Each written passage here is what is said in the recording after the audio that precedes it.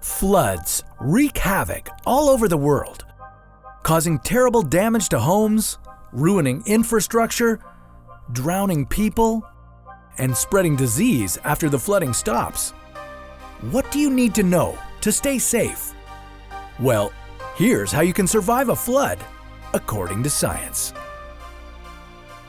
Before a flood, prepare for the worst situation that could possibly happen. First, buy emergency supplies. This includes bottled water, a battery-operated radio, freshly charged batteries, and bug spray. When a flood begins, you won't have time to go shopping, so if heavy rains or flooding are expected, listen to the radio so you'll be able to hear warnings from the government. A flood watch means that a flood could happen, but there's no danger yet. A flood warning means the flood has started or will start soon. A flash flood is really dangerous because it happens so fast. If there's any chance of a flash flood, start preparing right away. Second, if you live near ground level, move valuable items to an upper floor. That includes your laptop, important papers, TVs, and any pets that can't move by themselves, like fish in an aquarium or birds in a cage. If you don't have a higher floor, identify the most important things and be ready to take them to a safe place, like the home of a friend or family member. Third, unplug electrical appliances. If you don't, your home could be damaged by electrical fires, or you could endanger yourself or your loved ones with possible electrocution. Fourth, carry bottled water. During a flood, tap water can be turned off or contaminated.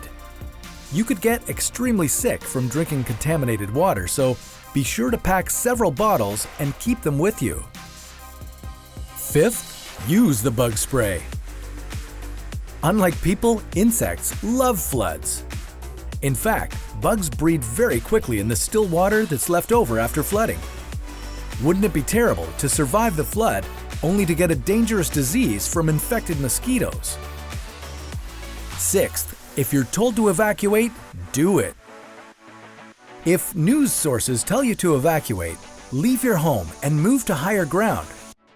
Once the flood comes, you'll need to avoid low places like basements and ditches. The danger of drowning is very real, and the higher up you get, the safer you'll be. Seventh, never touch electrical equipment. If you're wet or standing in water, touching electricity can be fatal. And if you're dry, the equipment itself might be wet, so it's best to stay away. Before a flood, you can certainly drive to higher ground in your car.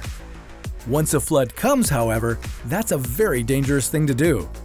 So don't drive in floods. If water rushes around your car, forget how much you paid and how nice the leather interiors are. Abandon your car and run to higher ground. The weight of the water can prevent you from opening the doors. Don't risk getting trapped inside. If you can find a stick, it's a good idea to check the firmness of the ground that you're about to walk on. Try to avoid walking through water if possible, because moving water can sweep you away, or downed power lines could electrocute you. So, the rains have stopped and the floodwaters have stopped rising. Are you finally safe? Unfortunately, the answer is no. After a flood, there will be water everywhere that's contaminated with anything from oil and raw sewage to diseases. Or the water could be electrically charged. Avoid the water. Beware of water-damaged roads and bridges, as they could collapse under a car's weight. When you return home, be sure to disinfect anything that was in contact with floodwaters. Otherwise, you or your loved ones could get really sick.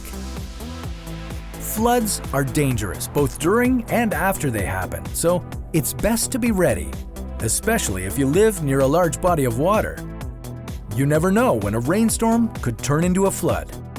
However, if you follow the tips in this video, you have a good chance of surviving a flood, according to science.